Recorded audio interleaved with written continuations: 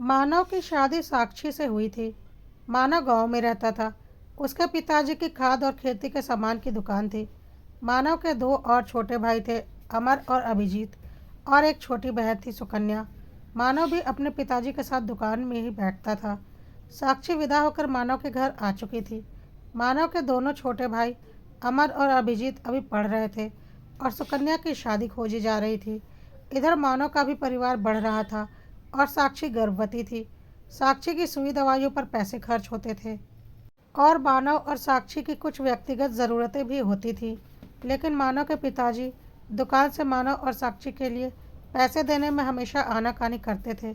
उनके हिसाब से घर का खर्च वही चला रहे हैं, तो मानव को पैसों की क्या ज़रूरत है। और वैसे भी दुकान अभी कुछ खास अच्छी नहीं चल रही। उनके 3 बच्चे और हैं और अभी सबसे पहले बेटी की शादी ज़रूरी है।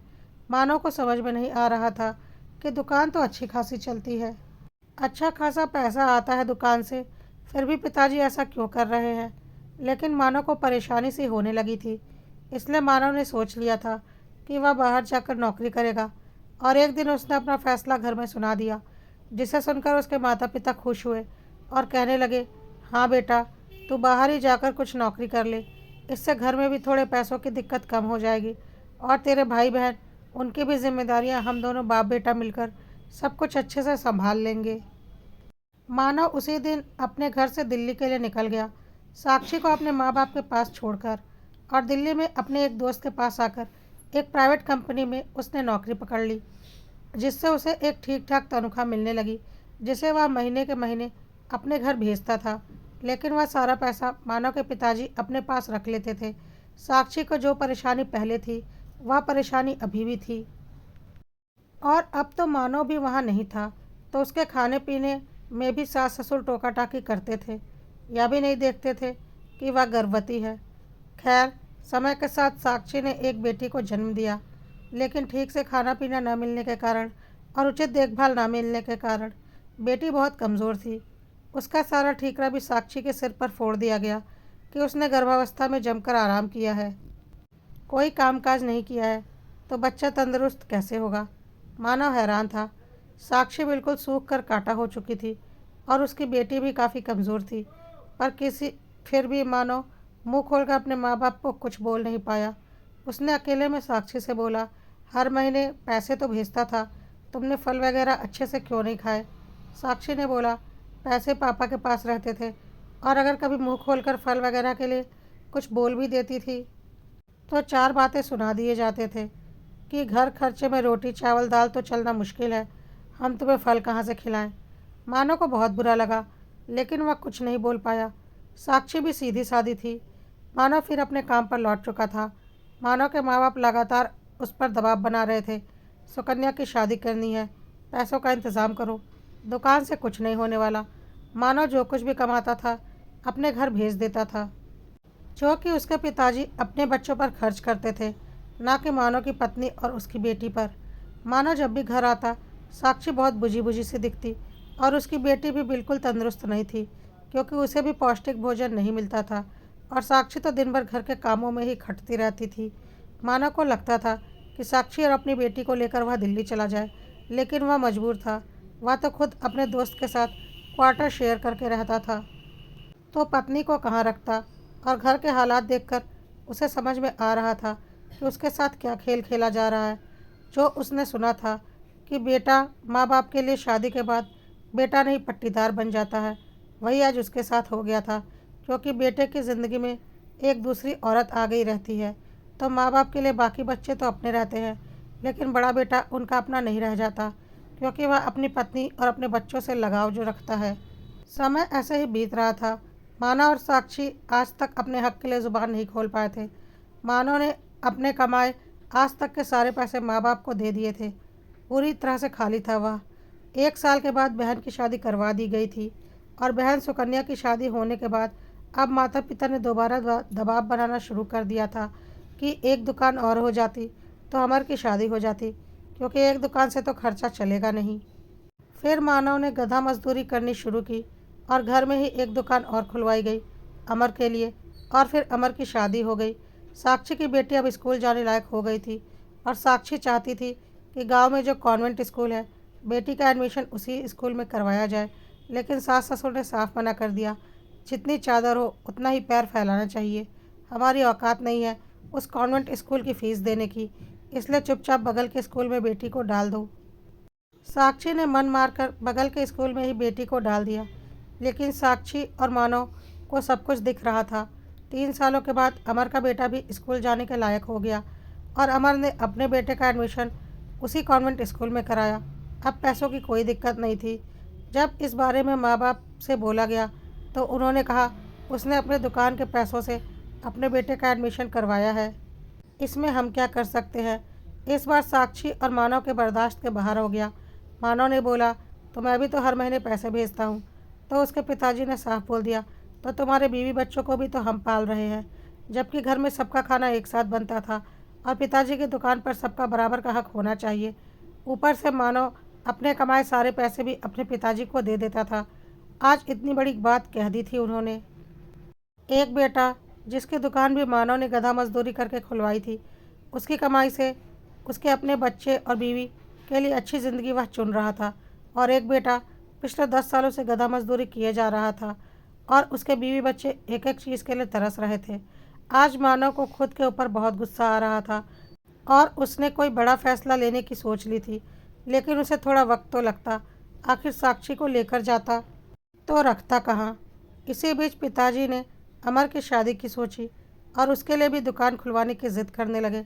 मानव ने इस बार अपने हाथ खड़े कर दिए और बोला, सारे घर की जिम्मेदारी मेरी नहीं है। मेरे पास अब कुछ नहीं बचा है और ना ही मेरे पास इतनी शक्ति है। इतने सालों से यहाँ पैसे दे रहा हूँ और उसका अंजाम भी देख लिया। पागल नहीं हूँ मैं। मानव वापस अपने काम पर जा चुका था, लेकिन इस बार मानव के तेवर देखकर उसके माँ बाप को समझ में आ गया कि अब मानव और साक्षी को और अधिक चूसा नहीं जा सकता। इसलिए इस बार साक्षी और उसके बच्चों का जीना मुश्किल कर रखा था। सास ससुर और देवर देवरानी ने मिलकर और घर का माहौल ऐसा बना दिया था कि साक्षी वहाँ से निकल जाए। साक्षी तो खुद वहाँ नहीं रहना चाहती थी और मजबूरी में रह रही थी, क्योंकि इतने सालों में उसने देख लिया था कि घर की बड़ी बहू होने के बाद भी उसकी क्या औकात है। कल की आई देवरानी उसके ऊपर हावी थी और उसे कुछ भी बोलकर निकल जाती थी। उसका बेटा भी गांव के सबसे बड़े कॉन्वेंट स्कूल में पढ़ रहा था और वह उसके सामने एक से एक महंगी साड़ियाँ और जेवर पहनकर घूमती थी। साक्षी के पास कोई जमा पूंजी नहीं थी, क्योंकि उसके पति ने कभी उसे कुछ दिया ही नहीं था। सब कुछ माँ बाप के हाथों में रखा, जिसका उपयोग माँ बाप ने अपने बच्चों के लिए किया, ना कि साक्षी और उसके बच्चों के लिए। और आज वही लोग उसे घर से भगाने का भी पूरा इंतज़ाम कर रहे हैं।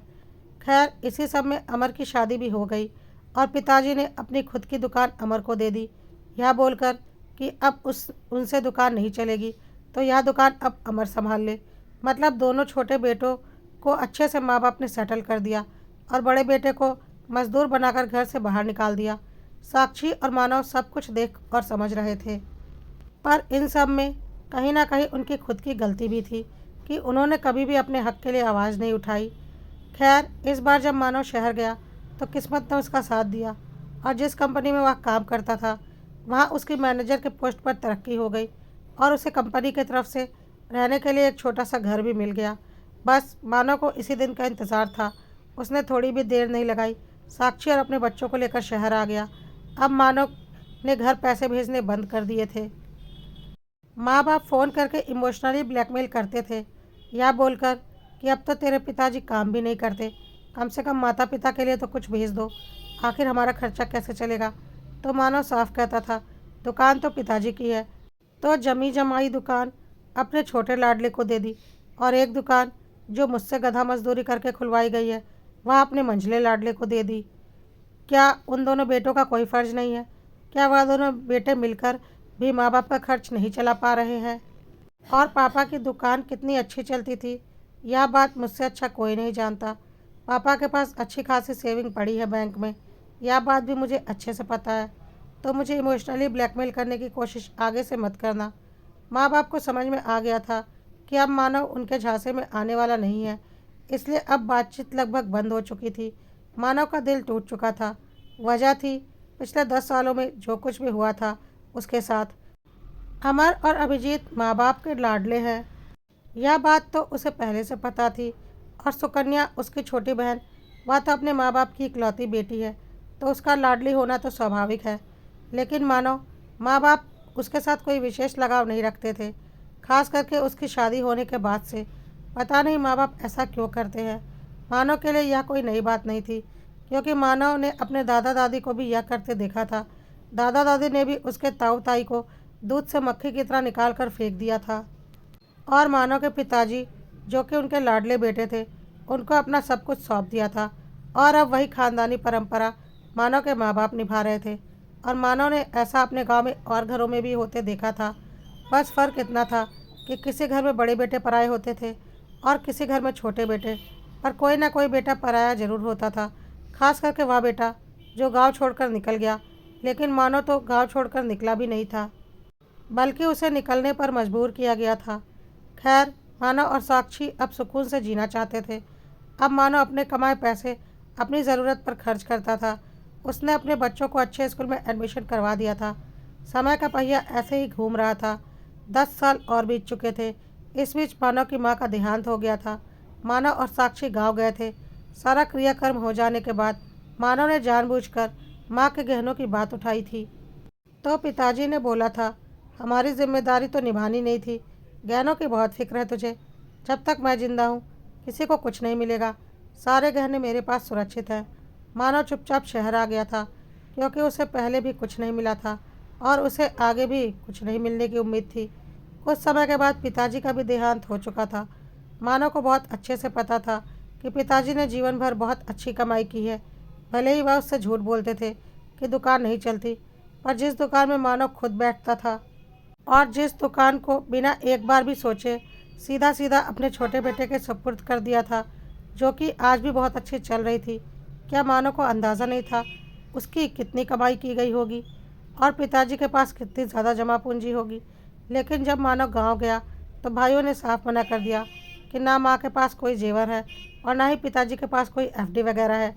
जो थोड़े बहुत जेवर और पैसे थे, वह दोनों के इलाज, सुई दवाई, क्रियाकर्म में ख़त्म हो गए हैं और अब कुछ भी नहीं बचा है।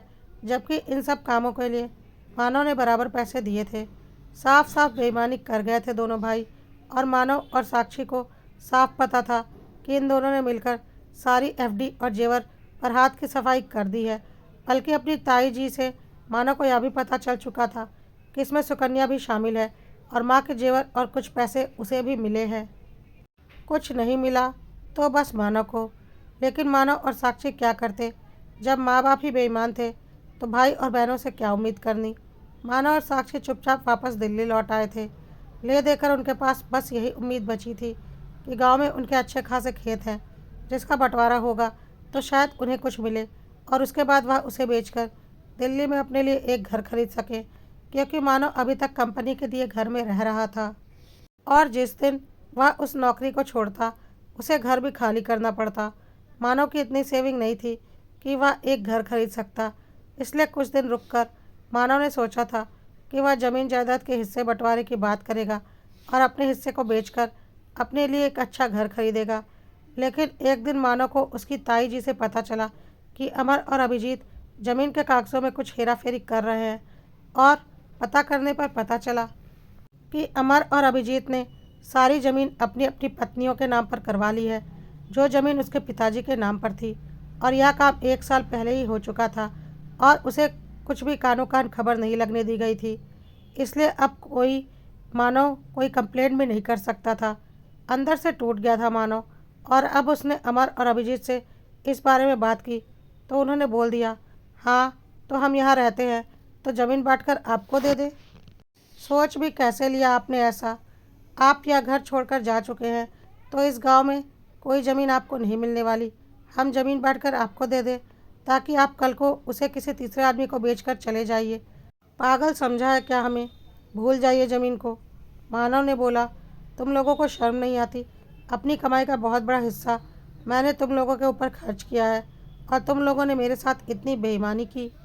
पापा की सारी एफडी रख ली, माँ के सारे जेवर रख लिए और अब ज़मीन भी हड़प ली। रत्ती भर भी शर्म नहीं है तुम लोगों को। लेकिन उन लोगों ने बेशर्मों की तरह बातें करके फ़ोन काट दिया। मानव ने सुकन्या को फ़ोन किया, क्योंकि ताई जी ने बताया था कि एक ज़मीन सुकन्या के नाम पर भी की गई है। सुकन्या ने भी अपने ही भाई को दो चार उल्टी सीधी बातें सुना दी, क्योंकि उसे जेवर, एफडी और ज़मीन सब कुछ में कुछ ना कुछ हिस्सेदारी मिली थी। तो उसे तो अपने बेईमान भाइयों का साथ देना ही था। मानव को समझ में आ चुका था कि उसके साथ बहुत बड़ी बेईमानी हो चुकी है और उसके पास इतना पैसा भी नहीं था कि वह केस मुकदमे में पैसे बर्बाद करे। साक्षी ने जब यह सुना तो वह अंदर तक टूट गई और बोली, जब से शादी हुई है बस उस घर में दिया ही दिया है और हमारे साथ उस घर में हमेशा गलत हुआ ही हुआ है। कभी भी हमें उस घर से कुछ नहीं मिला, लेकिन अब बस, अब और नहीं। इसमें कहीं ना कहीं गलती हमारी भी है। हमने कभी अपने हक के लिए लड़ाई की ही नहीं। जो जैसा होता गया हम उसे चुपचाप स्वीकार करते गए। लेकिन लोहे को लोहा ही काटता है। ऐसे शातिर लोगों को शातिराने अंदाज में ही जवाब देना बनता है। मानव ने बोला, तुम क्या सोच रही हो? साक्षी ने बोला, जैसे उन लोगों ने बेईमानी से सारे जेवर हड़प लिए, सारी एफडी हड़प ली, सारे खेत हड़प लिए, अब हमें भी बेईमानी पर उतरना पड़ेगा। मानव ने बोला, तुम कहना क्या चाहती हो? साक्षी ने बोला, जिस घर में तुम्हारे दोनों भाई रहते हैं उसी घर में दोनों की दुकानें हैं और वह पूरा घर और दुकान पापा के नाम पर ही है। मुझे नहीं लगता उसका कोई भी नाम ट्रांसफ़र हुआ है, क्योंकि उन्हें भी पता था कि हम उसका बंटवारा तो कभी नहीं करवाएंगे। बंटवारा तो खेत का ही होगा, इसलिए उन्होंने खेत में चालबाजी दिखाई।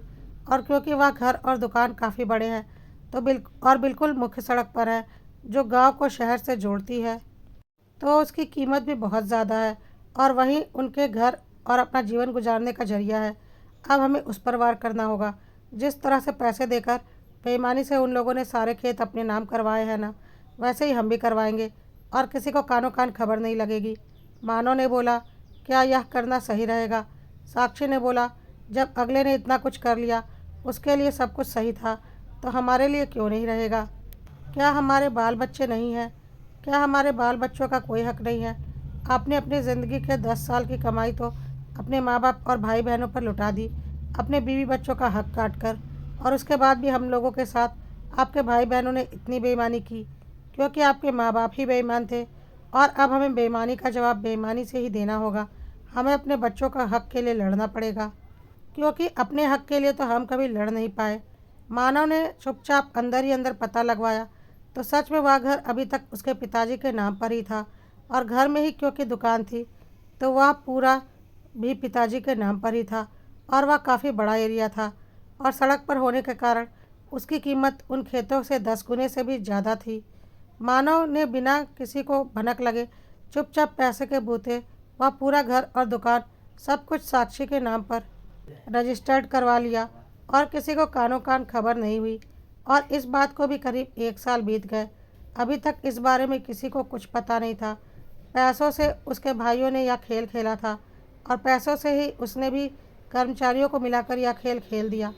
1 साल के बाद साक्षी ने वहाँ पर फ़ोन किया और बोला, मेरा घर और दुकान चुपचाप खाली कर दो, वरना मैं पुलिस लेकर आऊँगी अपना घर और दुकान खाली करवाने। सुनकर उसके देवर और देवरानी हैरान हो गए और बोले, दिमाग ठीक है आपका? यह घर और दुकान आपकी कब से हो गई? तो साक्षी ने बोला, तभी से, जब से सारे खेत, सारे जेवर और सारी एफडी तुम लोगों की हो गई।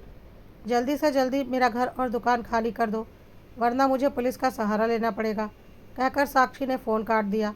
जब अमर और अभिजीत ने पता करवाया तो उनके पैरों तले ज़मीन खिसक गई। पूरा का पूरा घर और दुकान साक्षी के नाम पर हो चुका था और साक्षी उसकी मालकिन थी। अब अमर और अभिजीत ने फ़ोन करके उन्हें धमकी दी, हम कोर्ट केस करेंगे, यह बेईमानी है। साक्षी ने कहा, करो कोर्ट केस।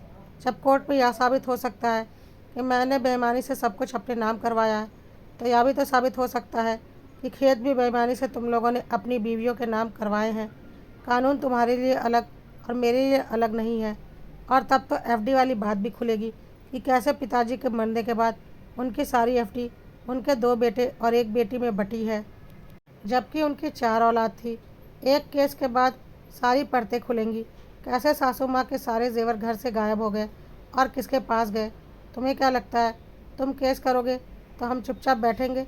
परत दर परत इस केस को खोलेंगे और एक एक ईंट का बराबर बराबर बंटवारा करवाएंगे। फिलहाल तो चुपचाप मेरा घर खाली करो। केस जब होगा तब होगा। अभी वह पूरा घर और दुकान मेरे नाम पर है और मुझे मेरा घर और दुकान खाली चाहिए। और अगर केस होता भी है ना, तो वह एक डिस्प्यूटेड प्रॉपर्टी है जिसे तुम इस्तेमाल नहीं कर सकते। मैं उस पूरे घर और दुकान को सील करवा दूंगी, लेकिन तुम्हें इस्तेमाल नहीं करने दूंगी। तुम्हें 2 दिन का वक्त दे रही हूँ, वरना 2 दिन के बाद तुम्हें जबरन वहाँ से धक्के मारकर निकलवाऊंगी। अमर और अभिजीत को कुछ समझ में नहीं आ रहा था कि वह क्या करे, क्योंकि दुकान मुख्य सड़क पर होने के कारण चलती थी। अंदर खेतों में दुकान खोलकर वह क्या करते, और गांव में तुरंत दूसरा घर और दुकान लेना आसान नहीं था। चली चलाई दुकान को बंद कर देना भी आसान नहीं था। वहीं उनकी रोजी रोटी थी, ऊपर से रहने का भी कोई और ठौर ठिकाना नहीं था। और अच्छे खासे बड़े से घर में ऐशो आराम से रहते थे वह।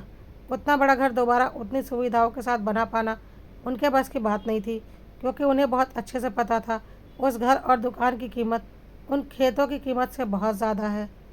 और उन्हें यह भी पता था कि केस मुकदमा करने पर इतनी जल्दी फैसला नहीं आता है, सालों या मुकदमे चलते रहते हैं।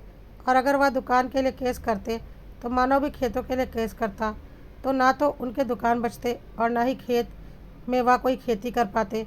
सब कुछ डिस्प्यूटेड हो जाता। मानो तो अपनी नौकरी करता और अपनी ज़िंदगी आराम से गुजारता, लेकिन इनकी रोज़ी रोटी का साधन छिन जाता।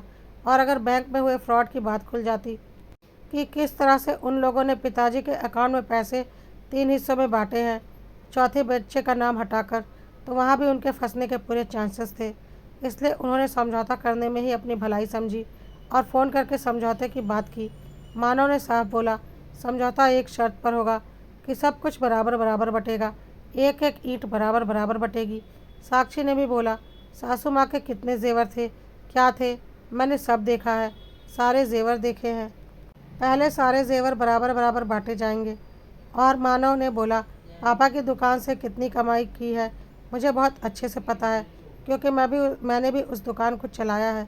तो पापा के पास अंदाज़न कितने पैसे होंगे मुझे बहुत अच्छे से पता है, और बैंक के रिकॉर्ड से तो पता चल ही जाएगा। मुझे मेरा पूरा हिस्सा चाहिए, खेतों में भी, पैसों में भी और जेवरों में भी। और रही घर और दुकान की बात, तो उसमें भी तुम लोगों को तुम्हारा हिस्सा मिल जाएगा। इस गुमान में मत रहना कि पूरा का पूरा घर और दुकान तुम्हें मिल जाएगा।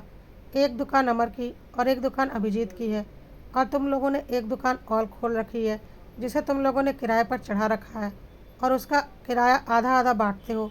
उसे खाली करो, वह मेरी दुकान रहेगी और उसे मैं किराए पर चढ़ाऊँगा, और घर में भी 3 हिस्से अलग अलग बटेंगे। इस गुमान में मत रहना कि सारा कुछ तुम लोगों को मिल जाएगा। बहुत त्याग कर चुका हूँ मैं अपने भाई बहनों के लिए, लेकिन अब और नहीं। अपने बीवी बच्चों की ज़रूरत काट कर तुम लोगों को खिलाया है, और तुम लोगों ने मेरे हाथ पैर ही काट दिए। लेकिन इसमें गलती तुम्हारी नहीं, गलती हमारे माँ बाप की है, क्योंकि सच्चाई यही है कि कोई भी औलाद तभी बेईमानी करती है जब माँ बाप बेईमान होते हैं और हमेशा अपने लाडले बच्चों को उनके गलत में उनका साथ देते हैं, जो कि मेरे माँ बाप थे।